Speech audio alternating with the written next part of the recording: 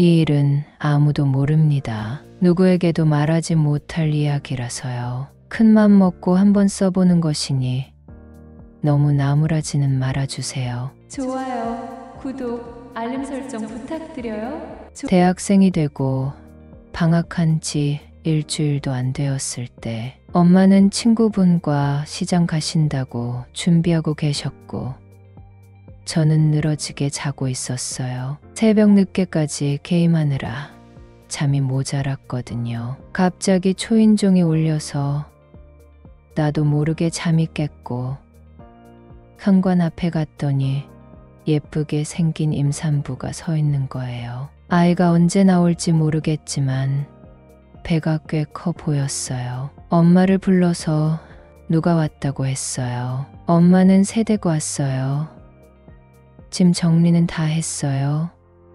하며 잠깐 앉으라고 하는 거예요. 옆집 아줌마는 전에 이사 왔다고 빵을 사와서 준 적이 있대요. 그때 저는 집에 없어서 옆집에 누가 이사 온 줄도 모르고 있었거든요. 아줌마는 밀키트를 샀는데 한 봉지 뜯어보니 맛있어서 한 박스 주문했는데 드셔보시라고 하면서 갖고 온 것이었어요. 엄마는 자꾸 받기만 해서 어떻게 하냐며 더운데 소파에 앉아서 과일 좀 먹으라고 했어요. 마침 복숭아가 있다고 잘라다 주셨죠. 엄마는 미안한데 약속이 있어서 바로 나가야 한다고 했고 아줌마에게 복숭아 다 먹고 가라고 했어요. 그러더니 저를 불렀어요. 카드를 주면서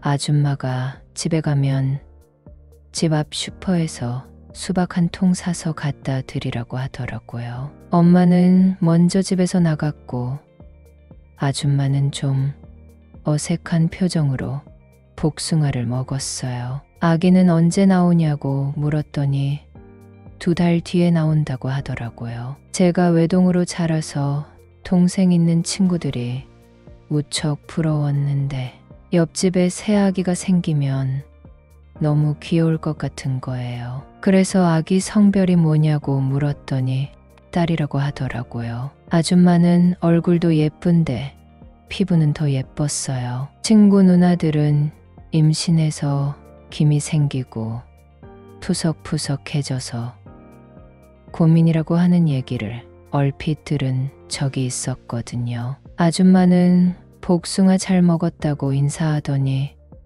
배를 움켜쥐고 힘들게 일어났어요. 오늘 집에 계시냐고 물었더니 더워서 어디 못 나간다고 하더라고요. 엄마가 수박 사서 갖다 주라는 말은 하지 않고 아줌마를 배웅했어요. 엄마는 자꾸 받아 먹으면 부담스러우니 빨리 가라고 했거든요. 아줌마가 나간 뒤 슈퍼에 가서 제일 크고 좋아 보이는 수박을 샀어요. 아저씨는 배달해 줄 수 있다고 했지만 직접 들고 왔어요. 옆집 초인종을 눌렀더니 예쁜 아줌마가 나왔어요. 아까 엄마가 수박 사드리라고 시켰다고 했더니 안 그래도 되는데 미안하다며 잠시 집에 들어오라고 하더라고요. 아줌마는 더운 날에 이렇게 무거운 수박을 사주니 너무 고맙다고 했어요. 아줌마네 거실에 게임기가 보이더군요.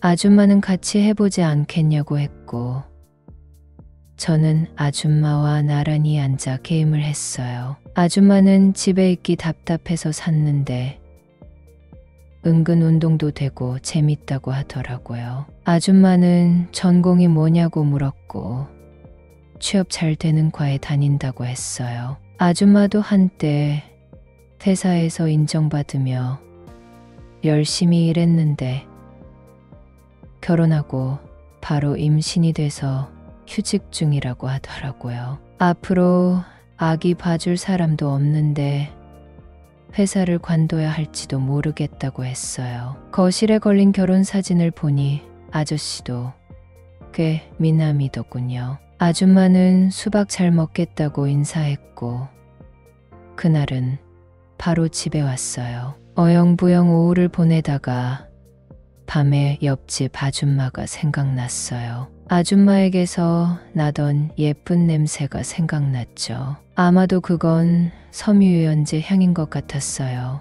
우리 집에서는 맡아볼 수 없는 향기였어요. 엄마는 향기에 민감해서 무향세제를 썼거든요. 나는 오후에 동네 호프집에서 아르바이트를 했어요. 여러분은 써리모의 영상을 재미있게 듣고 계십니다. 체인점이었는데 우리 지점이 유독 안주가 맛있다고 소문이 났어요. 어느 날 손님이 몰리는 시간에 옆집 아줌마가 아저씨와 우리 가게에 왔어요. 아줌마는 아저씨를 소개시켜줬고 나는 어색하게 인사를 나눴어요. 아줌마는 집에 있기 답답해서 바람 쐬러 나왔다고 했고 나는 제일 잘 팔리는 꼬치와 탕을 드시라고 권했어요. 아줌마는 1시간도 못 돼서 집으로 갔고 며칠 후 오전에 엄마 심부름 가는 길에 엘리베이터에서 아줌마를 마주치게 되었어요. 아줌마는 어디 가냐고 물었고 쓰레기 버리고 아파트 한 바퀴 돌고 올 거라고 했더니 마침 심심한데 잘 됐다면서 같이 내려가자고 했어요. 쓰레기를 버리고 놀이터에 앉아 있는데 아줌마는 배가 더 나와 보였어요. 그때 이 녀석이 발길질을 하네 호호하며 웃는 아줌마가 왜 그렇게 예뻐 보이는지. 아줌마는 자기 집에서 떡볶이 해 먹자며 시간 되냐고 물었어요. 아줌마 힘든데 무슨 요리냐고 동네 분식집에서 사가자고 했어요. 아줌마와 분식 세트를 사와서 거실에 앉아 분식을 먹는데 왠지 아줌마가 할 말이 있다는 식으로 나를 바라봤어요. 여자친구 사귀어 본 적 있어?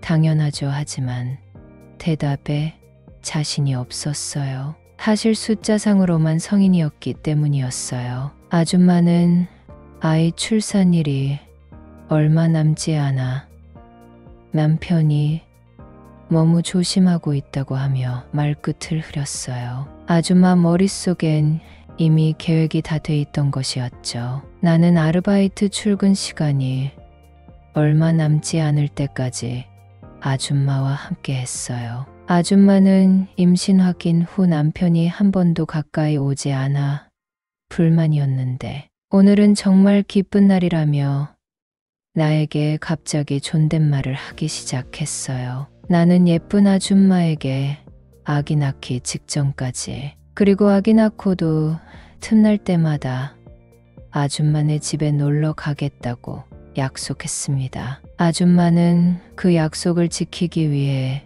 무지 애를 썼고 나는 예쁜 아줌마를 도우면서 좋은 일을 했다고 정당화했어요. 그렇게 지낸 지 1년이 지났어요. 아줌마의 딸도 나와 친해져서 낯도 안 가립니다. 그리고 다시 여름방학이 찾아왔어요. 아저씨는 요즘 바쁜 시즌이라 혼자 북박육아를 하고 있다며 힘들다고 투덜대는 아줌마를 위해 가끔 놀이터를 데리고 나가기도 합니다. 요즘 아르바이트 하다가 사귀게 된 여자친구는 자취하고 있는데 아르바이트 끝나고 자기 집에서 놀자고 하며 나를 놔주지 않네요. 그런데 먼저 정이 든 아줌마를 외면할 수 없어 고민이다. 엄마는 하나뿐인 내 새끼가 왜 이렇게 헬쓱해졌냐고 걱정하시네요. 저는 앞으로 어떻게 해야 할까요?